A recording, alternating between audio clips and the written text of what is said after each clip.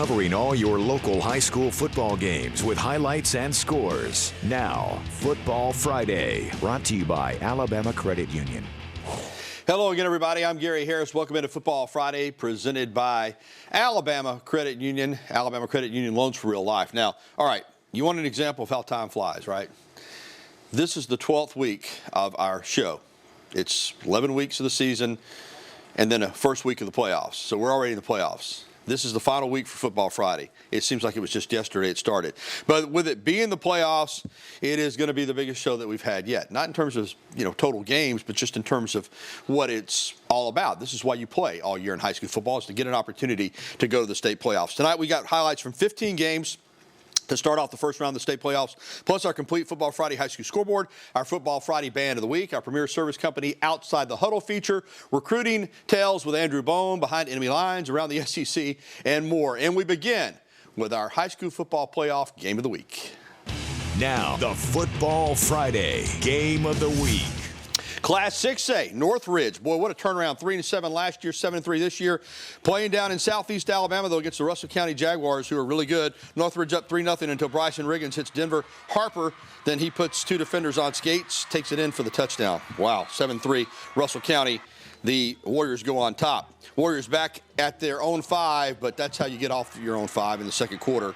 Riggins tosses it all the way to Quentin Lewis, and you can't let that happen, Northridge. You just can't let a guy take it 95 yards on you. But they did, and they're down 14-3. Now the Jags driving inside the 5. Rowdy Christensen throws the screen, but oh my gosh.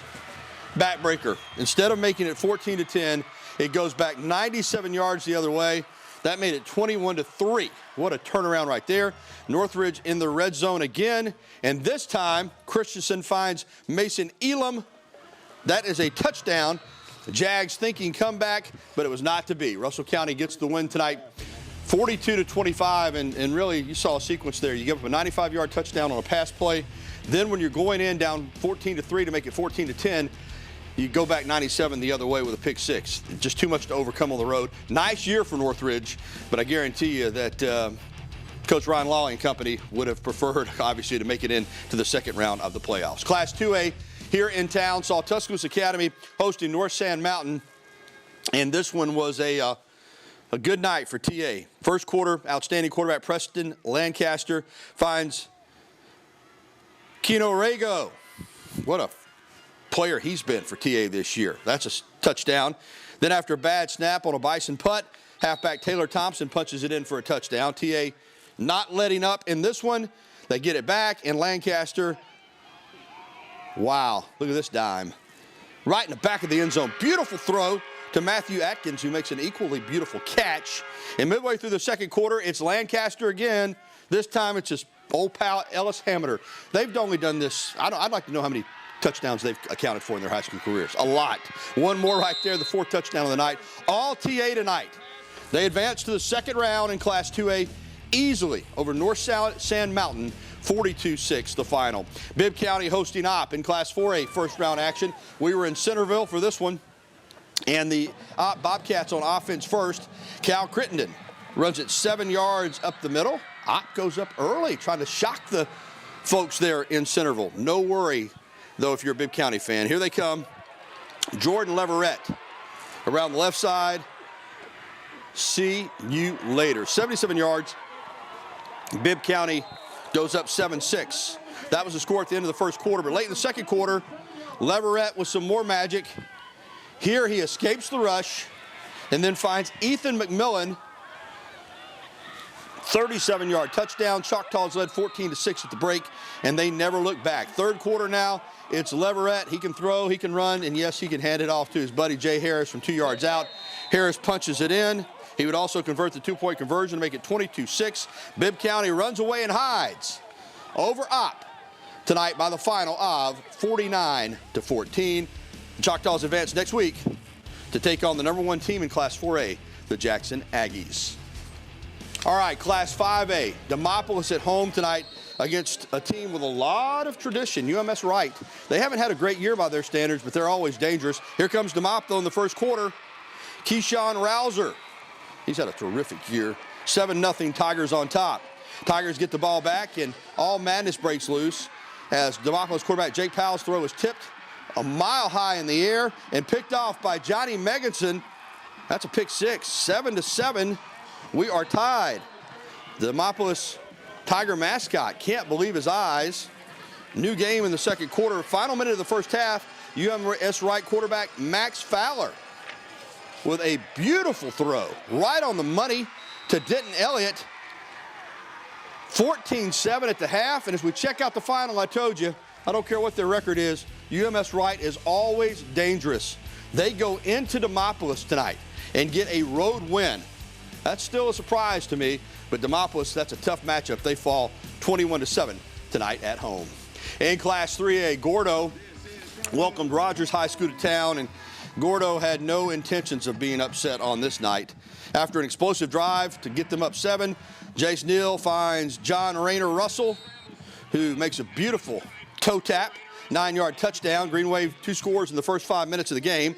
Momentum, though, flipping back to Rogers here after defensive end Cody May recovers a bobbled pass for a scoop and score, 45 yards, bringing the Pirates to within 1 score. But the momentum was short-lived because Neal is going to call his own number here, cut it all the way back across the field. He's a big man, but he's got serious speed. 94 yards. Reservations for 6. That made it 28-7 right before halftime, and that's all Gordo would need. 28 would have been plenty, but they tacked on a couple more. They win at 41-13 to advance to the second round. It's the first round playoff edition of Football Friday. We've shown highlights from 5 games so far, but we have plenty more to come, including the 9-1 Berry Wildcats at home in Class 1A action against Addison. Also, is Thompson still the team to beat in Class 7A? The Powerful Warriors have lost 3 games this season. Tonight they opened what they hope is a long playoff run against Daphne. We'll have it for you when Football Friday continues here on WVUA 23.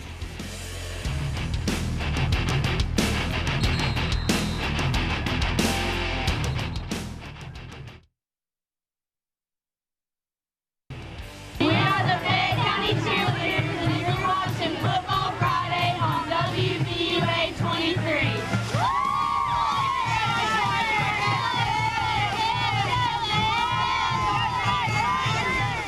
And the Fayette County cheerleaders welcome us back into Football Friday. I'm Gary Harris. Speaking of Fayette County, Berry High School is in Fayette County, and it's been a fantastic season for the Berry Wildcats, with their only loss on a 9-1 campaign being a 28-26 heartbreaker to Lynn. Now, Berry came into their Class 1A first-round game against Addison, averaging 53.5 points per game. So let's go up to Berry High School in Fayette County. Wildcats hosting the Addison Bulldogs in round 1 of the Class 1A state playoffs. On Berry's first drive, quarterback Ace Norris finds Jaden Smith, who laterals it to Lake Norris, and he runs it in for a 27-yard touchdown. That's teamwork between the Norrises. Later in the game, Ace Norris hands it off to Lake Norris, who gets the edge and gets the ball down to the 5-yard line. You've got to pack your lunch when you go up against those Norris boys. Next play, it's Ace running it in to extend the Wildcats' lead. Addison trying to fight back. Quarterback Caden Dyson takes the direct snap up the middle for a huge gain. Couldn't quite get it into the end zone, though. Still, that sets up Seth Hammock, who gets the handoff and powers in for the touchdown. They went for 2 and cut it to 16-8, but Ace Norris was having none of it. He gets it off to Lake Norris. Ace to Lake. He is going to take it all the way for a 50-yard touchdown. And let's check it out. Berry averaging 53.5 points on the season. What do? They get 54. Right at their average. 54-38. They win a score fest against Addison, advance to the second round. Class 5A now, and it was Sipsey Valley hitting the road with the drone shot there to take on Vigor down in Pritchard. Vigor ranked 5th in Class 5A.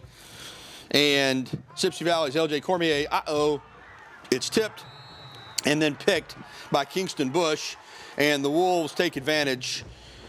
Jamarian Osborne on the jet sweep, jets around the right side, cuts it upfield, and muscles his way into the end zone. 7-0 Vigor on top.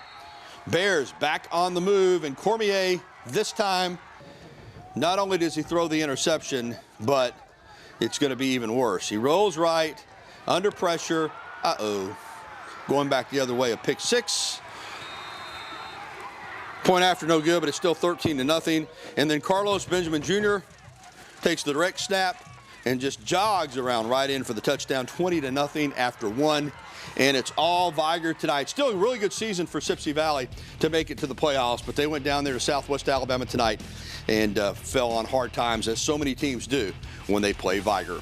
Class 7A, Thompson and Daphne in the first round. Auburn coaches DJ Durkin and Charles Kelly checking out the action tonight. First quarter, Daphne feeling the pressure. Thompson's Jared Smith and Kevin Davis sandwich quarterback Jalen Thibodeau. Big sack for the Warriors. Thompson's offense then looking to get it going. Michael DeJean, who's had a great year, right up the gut, 6 yards, touchdown, 7-0. Second quarter, Thompson up 10-zip.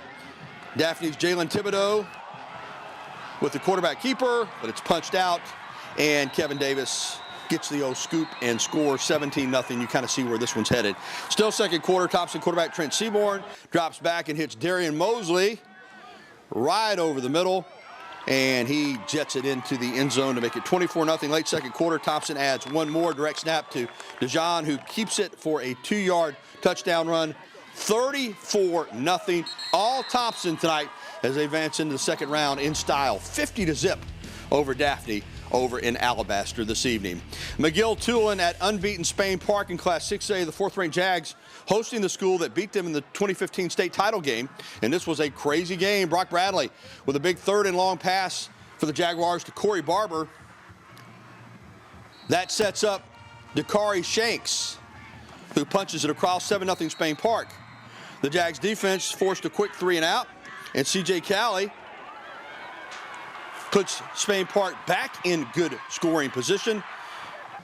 And he follows up that big run with a short touchdown up the middle. Spain Park up 14-0. McGill Toolen pulled to within one score, but then the Jags strike again. Mason McClure gets it on the end around and goes 28 yards for the TD. After making it 21-14, McGill gets to Bradley, calls in a short floater. And when that happens, oftentimes, it's up for grabs, and it is picked off to end the Spain Park possession. The Jackets would capitalize on the turnover, scoring 3 consecutive times to tie this one up.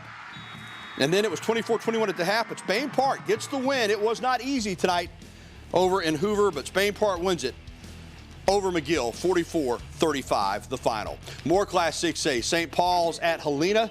St. Paul's coming up from Mobile to take on the Huskies. The Saints busted wide open in the second quarter with a pair of touchdowns. The first one here on the direct snap to Tate Johnston. He runs it in to make it 10-0 St. Paul.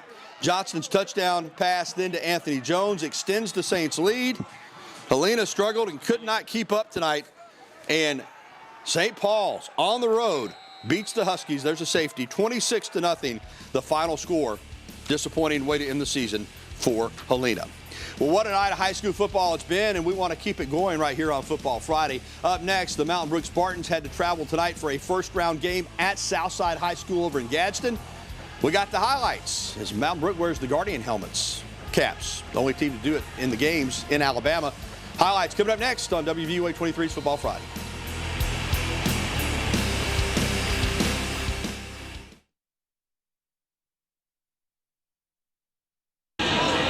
Sipsey Valley cheerleaders. And you're watching Friday Night Football on WVUA 23. Go Bears!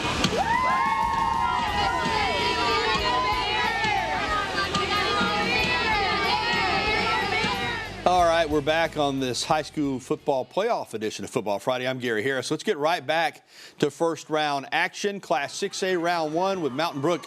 The Spartans traveling over to Gadsden take on Southside High School. Spartans deep in their own territory, but Stuart Andrews cuts it to the outside and turns on the Jets with a nice stiff arm to gain a first down. Again, the Mountain Brook team wearing the Guardian caps in the games. The extra protection for their helmets. Spartans up 3-0. Caden Hoffbauer steps back and finds Archie Andrews. Make it 10-zip. In the second quarter, it's the Hoffbauer-Andrews connection one more time, because if once is good, twice is even better. Hanging on to that jersey is the defender, but it's not enough. 50-yard touchdown makes it 17-0. Later in the second quarter, Andrews takes it in, and it's 24-zip. Then a minute left until half. Hoffbauer finds John Colvin, who puts on the spin moves and gives Mountain Brook a 31-0 lead at the half. So Mountain Brook cruises tonight on the road 45-7, the final score. Big win for the Spartans. 5-5 Cullman at 9-1 Parker in Class 6A. Parker, one of the better teams in the classification. Early on, the Herd would do it on the ground. 10-play drive, all runs, culminating with this 5-yard scamper from Terrence Gaines. 7-0 Thunder and Herd on top. On Cullman's second play from scrimmage, quarterback Troy Mann will go to the air, and that's a big mistake. Bubble screen is fluttering, and it is picked off by Timothy Merritt. He just waltzes it in for Parker. Following a Herd punt, it's 3rd and inches deep in the Cullman red zone, and Frank Warren sends it to the house. Joseph Holt comes back screaming off the edge for the tackle for loss. And the Bearcats were forced to punt, and then 3rd down for the Herd in the red zone, and Dylan Reese finds Jacoby Quates down to the 1, and 2 plays later, Gaines is in for his second score of the night. Parker up 21-0, and they go on to shut out Cullman tonight. 35-0 the final. Parker, as expected, advances to the second round. More from Class 6A, a pair of 8-2 teams. Homewood hosting Athens, and the Homewood Patriots band, one of the best in the country, doing their thing for the playoffs tonight. Athens led 21-17 at half, but here comes the Pats getting downfield. Will Myers picks up the first down and tack on 15 yards for a late hit. 2 plays later, second go from the 1, and Caleb Carson will keep it himself. Goes over the top. Homewood back out in front, 24-21. Then it was up to the Patriots defense. Golden Eagle quarterback Brogan Gross running, buying time, trying to stay on his feet, but he cannot. That's a sack. Trust Darnell and William Ray get it. Athens forced to punt, and then Homewood back in the red zone, and again it's Carson calling his own number. Quarterback keeper for 3 yards out, made it 31-24. Following an Athens punt, the Pats need one more first down to ice it, and Carson will pick it up with his legs. Stays in bounds. That'll do it. Homewood survives to take on Fort Payne next week. 31-24, the final. Class 3A on Thursday night, Hale County from Moundville traveling down to Bayside Academy in Daphne. Again, this is Thursday night action. Early in the first quarter, Bayside quarterback Bo Miller throws it to number 25, Monroe Parton, who is an outstanding tight end. I mean, this guy has got college football written all over him. Then it's Miller handing it off to Cade Lyons, and he is going to get the edge, cut it back, and just keep digging for the first touchdown of the night. Made it 7-0. More from Monroe Parton as Bo Miller just kind of throws it up here. Parton's double teamed, but he was so big he just kind of boxes out the defenders and gets the catch. Bayside on the move, but not so fast, says Hale County's defense. As Billy Neal is knocked to the ground, they punch the ball out. Omar Lewis recovers, but Hale County was forced to punt, and that was not a good thing because Noah Kane catches it on the run. Line drive punt. He gone. 14-0 at this point, and Hale County falls on Thursday night. 36-0 the final. The Wildcat season comes to an end. Also on Thursday night, Hoover over at the Hoover Met hosting Fairhope in Class 7A. The Bucks didn't waste any time getting it going in this one. Mac Beeson finds Jamar Moultrie on the slant, 7-0 Bucks. A couple possessions later in the second quarter, it's Beeson with a 3-step drop, connecting with Moultrie yet again. He breaks the tackle and walks it into the end zone to make it 14-0. 14-7 now, but the Bucks about to open it back up. A.J. Allen gets the little pitch, makes 3 or 4 guys miss, powers his way into the end zone, 21-7. Chip English gets his first playoff victory at the helm of the Bucks as they win it 35-10 and move on to round 2 next week. All right, that's going to do it for our high school football playoff highlights, but still to come. American Christian Academy in Tuscaloosa is looking for a new head football coach. We'll have the details. And up next, the Football Friday first round state playoff scoreboard. We'll run down a lot of the scores from tonight, mainly scores of area interest. When we have the show return after a few words from our great sponsors.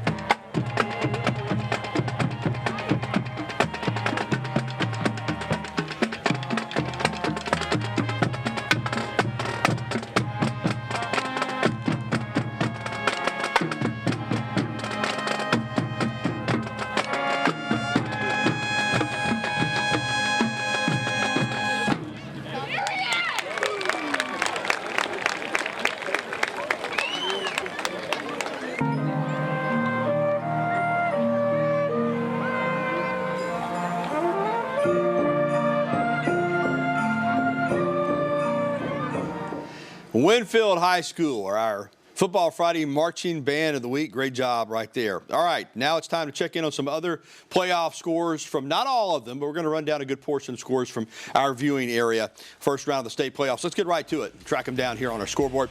It was Hewitt-Trussville falling in double overtime to Baker tonight down in Mobile. What a ball game. 17-14. Vestavia goes on the road to Mary Montgomery and gets a win. Rebels take it 42-21. Both of those 7A and a 6A game. Also in 6A, Bessemer City falls at Pike Road. 37-7. It was Hueytown in Class 6A hanging on against Percy Julian out of Montgomery. 28-21 the final there. It was Saraland in 6A all over Chelsea tonight. 42-3. Of course, that's the alma mater of Ryan Williams. McAdory, by the slimmest of margins, gets the win over Wetumpka Class 6A. 24-23.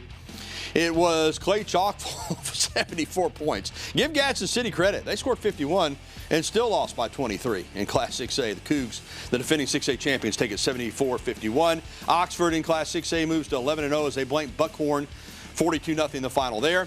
It was Hartselle all over Minor in 6A action, 64-7. Williamson over Northside in 5A action. The Rams go down to Mobile and fall tonight hard, but still a good season for Northside as they make the playoffs. Ashford over Oak Grove, 35-20. It was Fayette County who got in after a situation with some forfeits, but they make the playoffs, but they fall tonight at West Morgan, 45-0.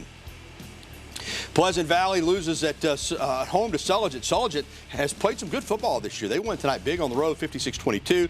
Pisgah over Aliceville. The Yellow Jacket season comes to an end, 50-28 the final. It was Hackleburg all over Pickens County. Pickens County, though, this is the kind of program that they have. Even in a down year, they still make the playoffs in Class 1A, but lose tonight 41-6. Meek over Hubbardville, 14-8 the final. It was Leroy down in Pickens Academy. Pickens Academy, though, listen, I thought this would be a much wider margin. That's a pretty good showing by the Pirates tonight down at Leroy, 43-20 in Class 1A. Linden over South Choctaw, Southern Choctaw, 63-14 the final. It was Millery blanking University Charter, or not blanking, but beating them 34-6 down in Livingston tonight. And Sweetwater over Choctaw County, 48-14 the final. Well, that's the complete Football Friday playoff scoreboard, but we aren't done with high school football. When we return, Bama Central's Joe Gaither will join me for a closer look at tonight's game of the week. And also, we will discuss Cody Martin's departure as the head football coach at American Christian Academy. Stay with us. We'll be right back.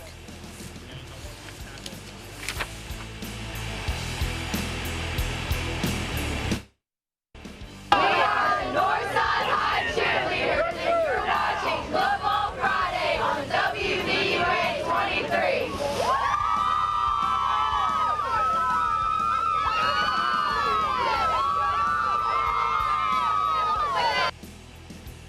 The high school playoffs are here, and it's good to be joined by Joe Gaither, our high school analyst from BamaCentral.com. Joe pulling double duty tonight, watching Alabama basketball. We'll get to that in a moment, and also tracking the playoffs. Our game of the week.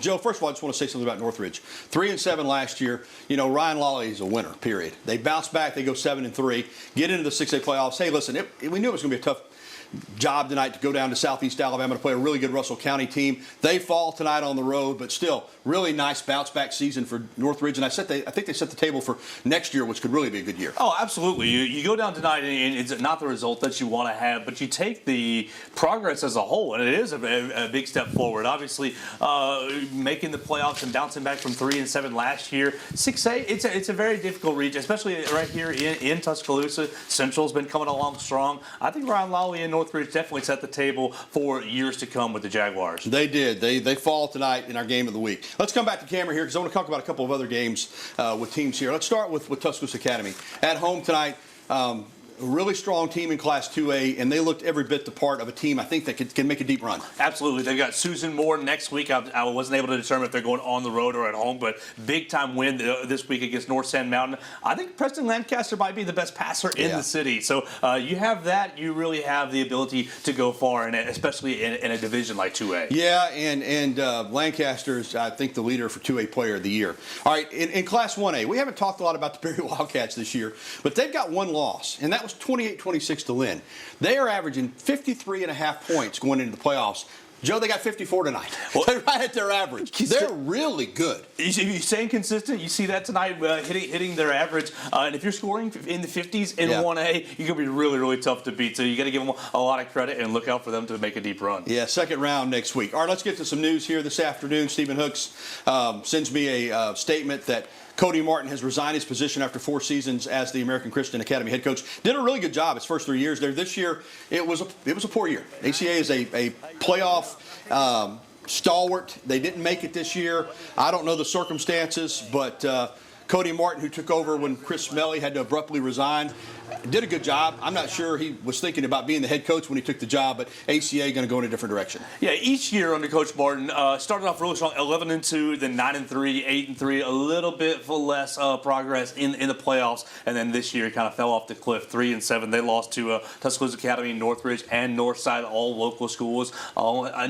think only one of those was a region matchup, but the 3 teams that finished ahead of them in the region, they lost each of those games by an average of 21 points. So just really not a competitive season for ACA, a program that's been as competitive as any program since I've been covering high school football. Yeah, so we'll be watching to see who ACA gets as a head coach. All right, real quickly, you covered Bama basketball tonight.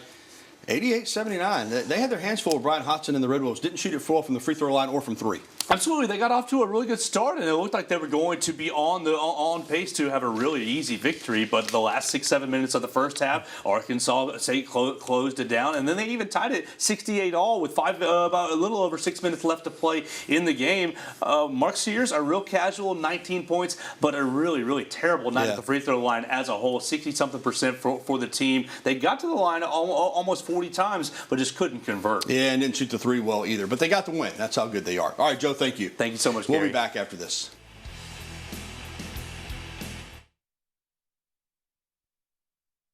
We are the Vestavia cheerleaders, and we love Football Fridays on WVUA 23 Sports. Go Rebels!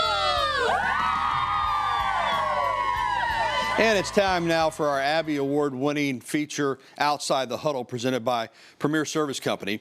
Tonight, an encore presentation that takes a look at the advantages and, for some, the disadvantages of synthetic turf fields versus natural grass fields. Here's Stu McCann.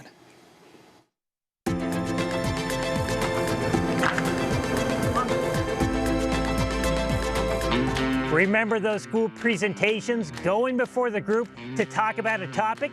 A common emotion attached to that is lingering dread, waiting for your turn to face the class. Gordo principal Mark Capps is out of his school-age phase, and in 2019, any apprehension he had going before the Board of Education for Pickens County Schools didn't have to do with fear.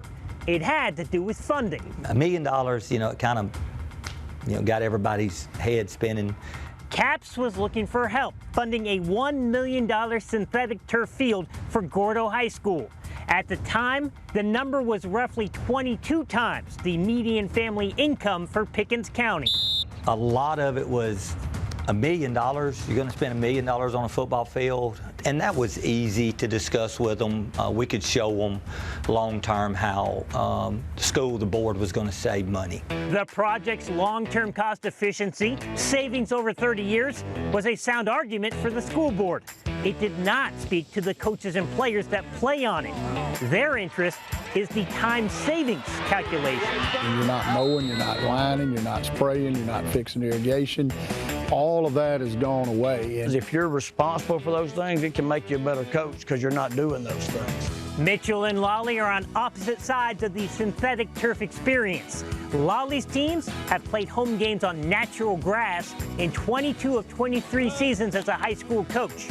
When Mitchell arrived at Hillcrest in 2021, he made getting a synthetic turf field a priority, just as it had been at his last 3 coaching stops. Now I think we've built in the last 5 years upwards to 100 athletic playing fields within our state. There's been stretches, and I'll say stretches as far as year to year, where 9 out of 10 fields that we've built have been synthetic turf. Daniel Ruggiero is the co-owner of Game Day Athletic Surfaces and a former director of field operations for a professional baseball team. At one point, he was like some of the traditionalists that push back at the artificial turf trend. There's a lot of apprehension. I'll even say for me, I had a disdain in how I looked at the synthetic turf industry and how I looked at synthetic turf in general.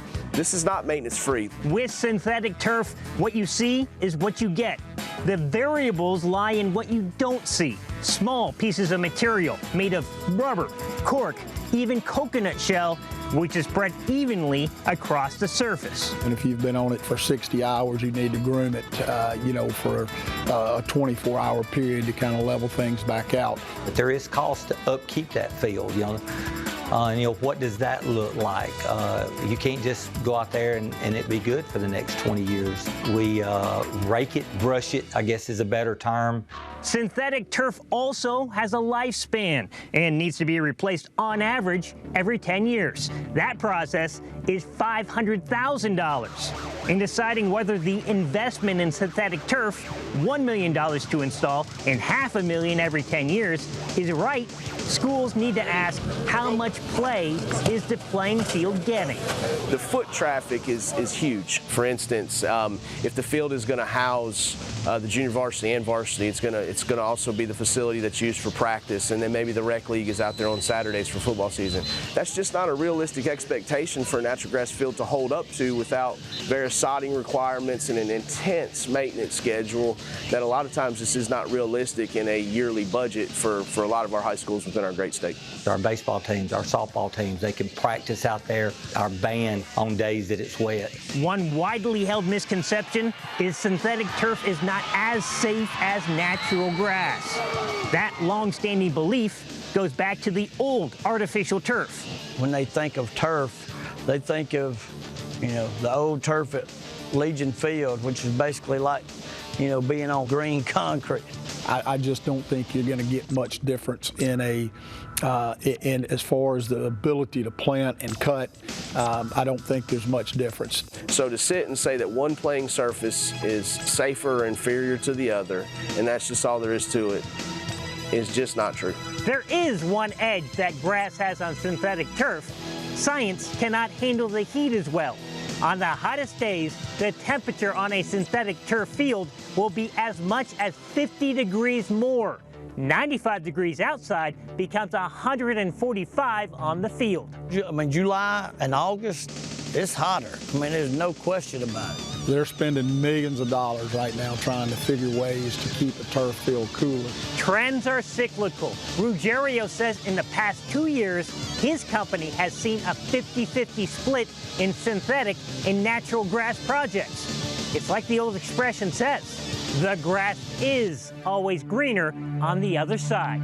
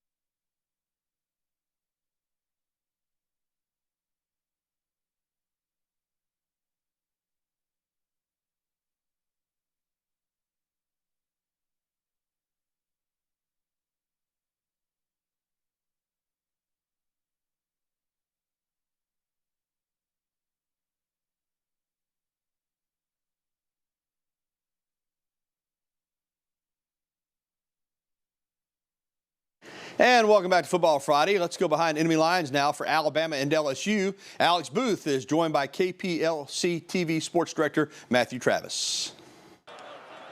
The Tigers showed down in Death Valley on Saturday night in what has been labeled as a playoff eliminator for one of these teams.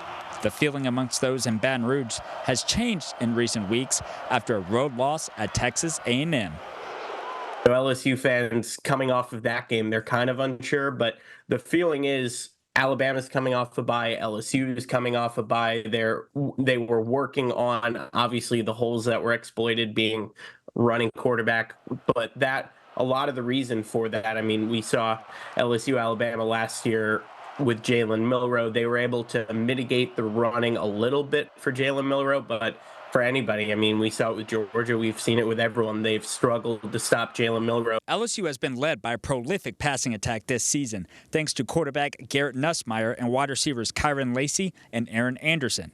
KPLC 7 Sports Director Matthew Travis says it will be the biggest test yet for the Tide's young secondary. Definitely the offense and Garrett Nussmeier. I mean, their defense has taken them out of games. Their wide receivers, obviously, Aaron Anderson coming from Alabama, he's been a big part for them. Kyron Lacey, he has drop problems, but when he has the ball in his hands, he's one of the most dynamic wide receivers in the country. So the two of them have been great for LSU this season, and Garrett Nussmeier, aside from that Texas A&M second half, he's been able to find them. Alabama had won 5 straight games against LSU in Death Valley before losing 32-31 in overtime in 2022. If the Tide want to get back to their winning ways in the Bayou, it will take composure on the road. Alabama has to let that not affect them if they're going to win this game, and for LSU, they have to try and let that affect Alabama, capitalize on those big plays, get big stops on the other side of the ball. I don't expect this to be a low-scoring game. I expect both teams to be in the high 20s plus, and it's going to be a great game. It should be one of the better ones this season. All right, and now it's time for Recruiting Tales and the story of one of the greatest linebackers in Alabama football history. When Cornelius Bennett arrived on the Alabama campus in 1983 out of Inslee High School, he was already what we call in football terms a grown man. Arguably the best player on the team the moment he arrived. But his recruitment out of Inslee gave Alabama fans a lot of anxiety as he almost wound up playing for Pat Dye in Auburn. Here's On 3's Andrew Bone.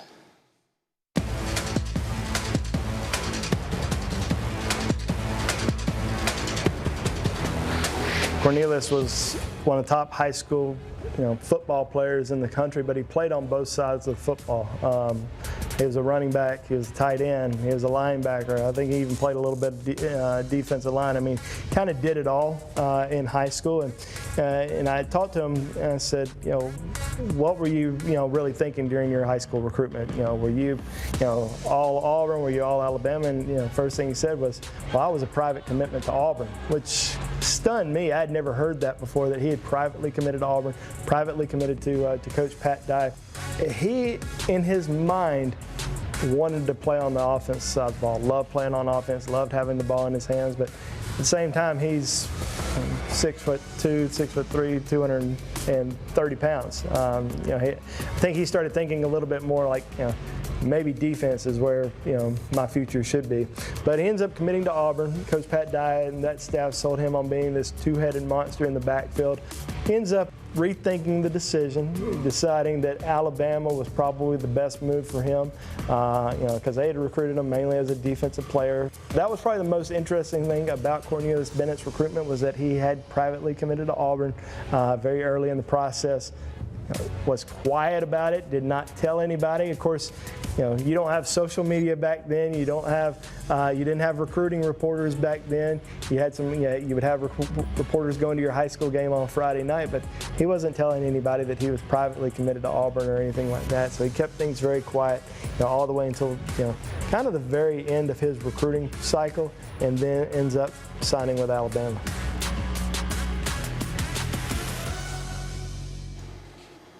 What a football player. College Football Hall of Famer, should be in the Pro Football Hall of Fame, too. Still to come around the SEC and our game day weather forecast. That's straight ahead when Football Friday continues.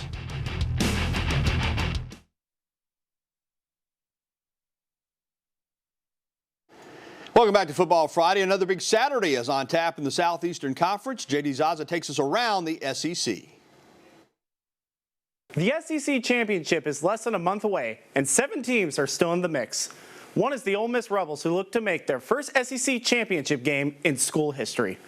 The roadblock standing in their way is the third-ranked Georgia Bulldogs. While Georgia appears to be a contender for its third national championship in 4 years, the Bulldogs need some improvement in senior quarterback Carson Beck. Before the season started, ESPN insider Field Yates predicted Beck to be the #1 overall pick in the upcoming NFL Draft. Beck's stats this season have been solid, throwing for 2,302 yards, 17 touchdowns, and 11 interceptions. But the last 3 games have been a nightmare. Beck's thrown 5 touchdowns compared to 8 interceptions. If Georgia wants to uphold the standard that it's set, Beck needs to play better. Keep his head up. I mean, we're not throw it. Like, he throws the ball well. We think that we got a really good pass game. We got great pass pro. We got good wideouts, and we got a really good quarterback. I mean, some of the throws he makes, guys, are big-time elite throws. He just has a couple times where he threw the ball over the middle late. You can't do that. You can't turn the ball over and be a good football team. He knows that. Now we head to Tennessee as the Volunteers take on the Mississippi State Bulldogs. Under head coach Josh Heupel, the Vols have been known for a fast and high-scoring offense. This year, Tennessee has been defined by its defense. With the coaching of defensive coordinator Tim Banks, the Volunteers rank 4th in the country in total defense. The most points given up by the Volunteers defense is 19 this year in their only loss to Arkansas. If Tennessee makes the college football playoff for the first time, it will be on the back of one of the best defenses in the country. On Thursday morning, the University of Florida athletic director Scott Strickland announced that Billy Napier will return to coach the Gators in 2025. This announcement comes after Florida almost upset Georgia in the world's largest outdoor cocktail party. In the second quarter, quarterback DJ Lagway suffered a hamstring injury that sidelined him for the rest of the game. It's the second time in 3 games that Florida has lost its starting quarterback to injury. Graham Mertz suffered a season-ending ACL injury in last month's loss to Tennessee. When asked about Lagway's injury, head coach Billy Napier has some good news for Gators fans. We do think that the injury is less significant. We do think there's a pathway for recovery and a return. And we did find that out yesterday evening. So a lot of good on that front, so less significant than we anticipated. And he's been doing well so far this morning. So we have not completely ruled him out. And I think a lot of that will be to be determined as we move our way throughout the week. Florida travels to Austin tomorrow to take on the Texas Longhorns. As of Wednesday night, Lagway is listed as questionable in the game. If he cannot go, the Gators will start freshman Aiden Warner. That'll do it for Around the SEC. For Football Friday, I'm J.D. Zaza. Thank you, JD. And before we close out Football Friday, let's check in with WVUA 23 weather specialist Molly Starr, who has our game day forecast for Baton Rouge, as well as right here at home. Molly? Hey, Gary, let's take a look at that local forecast and that forecast if you're down in Baton Rouge going to the Bama LSU game. Like I said, Bama traveling to Baton Rouge. We're going to take on LSU. We've got a 6:30 p.m. kickoff, so if you're out and about before that about 4 p.m. mark for tailgating, you can expect some humid weather. We've got temperatures in the 80s down there. We've also got some rain headed to Baton Rouge. Now that fourth quarter ending the game at about probably around 10 p.m. Now that rain could still be continuing. We've got 75 degrees. If you're staying here in Tuscaloosa or in Alabama, seeing as Auburn is also off this weekend, we've got weather just like Baton Rouge. We've got upper 70s and mid 70s and rain on the way. We've got more cloudy skies continuing. We've got gusty winds and showers on the way. And there's a look at your local forecast. Back to you, Gary. I'm certainly not a meteorologist, but we just don't have a fall anymore, do we? It just stay summer right through football season. All right, thank you, Molly. And let me say thank you to all our great sponsors. Thanks to all our viewers. And as we go to the credits here in a moment, I want you to watch all these names that pop up on your screen because we could do no Football Friday shows without all of these people. This is the final week of Football Friday. Now, we'll continue to cover high school football all the way up until the state championship games, but 12 weeks of Football Friday in the books. So thanks to everybody here at WVUA 23 for making the show possible. It's been another great season. Obviously, I'm disappointed that Our transmitter has been down, and we haven't been at full power. But still, we've had a lot of people that watch us on the app, that have watched us on the live stream, that watch us when we post it on social media, and we appreciate all of you. All right, this weekend, we are going to have great Alabama LSU coverage both tomorrow night and on Sunday night on the news at 10. And then next Friday night, I will be here for Friday Night Sports with high school football highlights. But this is the final week of Football Friday for 2024. So have a great weekend, everybody, and hopefully the Tide bring back a W from Baton Rouge tomorrow night.